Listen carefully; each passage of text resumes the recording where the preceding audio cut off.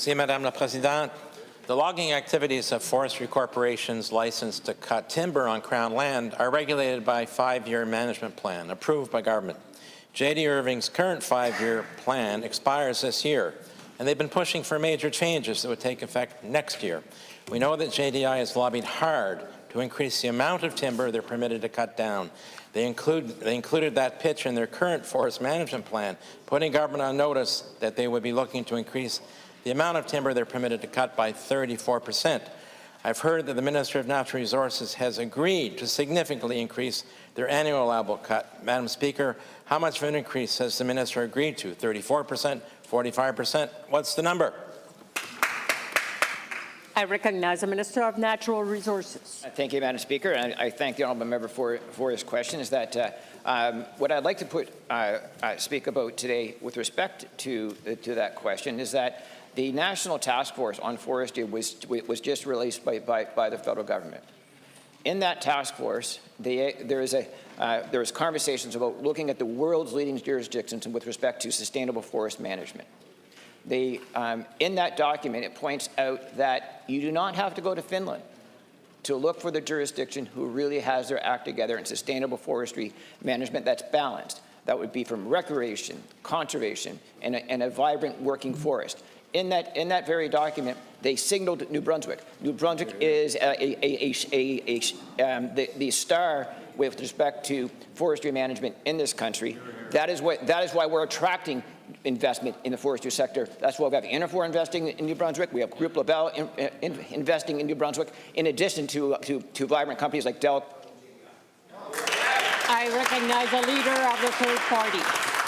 Madam Speaker, the ecological degradation of Crown forests and the assault on private wood market for woodlot owners that was launched by the Alward government in 2014 and continued by both the Gallant and Higgs governments has to stop. In 2014, the Alward government handed Irving a 25% increase in annual allowable cut. This minister is going to jack it up again. The last time that happened, it took the stuffing out of the market for woodlot owners, led to widespread deregulation of biodiversity conservation, habitat protection, and monitoring of forestry practices on Crown land. Private wood producers, Madam Speaker, are being forced from their livelihoods. Wildlife populations are in decline for lack of sufficient suitable habitat, and the Crown lands have flipped from a carbon sink to a big source of carbon emissions. Why is this minister prepared to make the situation even worse? Je reconnais le ministre des Ressources naturelles. Madam Speaker, because of our forestry practices, we're going to make the matter better in that regard. If we have any kind of increase in harvest in timber in New Brunswick, the reason for it, Madam Speaker, we have a growing wood supply in this province. That year over year is that New Brunswick is actually adding to our wood supply. That provides more capacity. That provides us to actually have growth. With respect to conservation management of our forest, depending on what you count, Madam Speaker, almost 30% of Crown land is protected to various degrees. We are a leader in that space. Also within my mandate, we're going to add to the effectively conserved areas of conserved land in New Brunswick from the current 10.1% to approximately 15% in this mandate. We're making it better. We're not making it worse, Madam Speaker. Je reconnais le chef du troisième parti. Madam Speaker, Irving's current forest management plan includes recommendations for what they want the Minister of Natural Resources to include in next year's plan. Those requests include a proposal to increase the area of natural regenerating forests that will be replaced by tree plantations every year by a whopping 33%. If agreed to, this will significantly increase the spraying of glyphosate on Crown lands to levels never seen before in this province.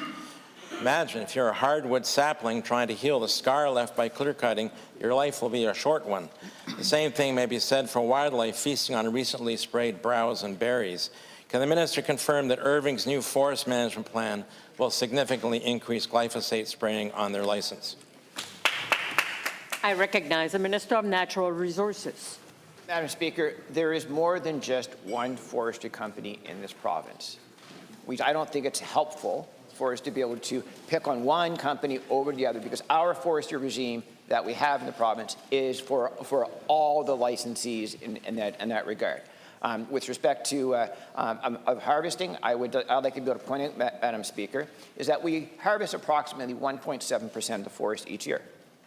Half of that harvest is clear cut, half of it is prescription cut.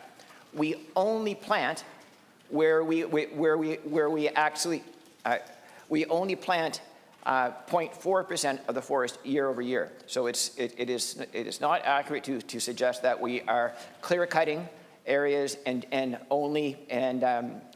planting. Is because we actually want a diverse forest, Madam Speaker. We want hardwood, softwood. We have markets for all of it. We actually need to have that diversity in our forest. Thank you.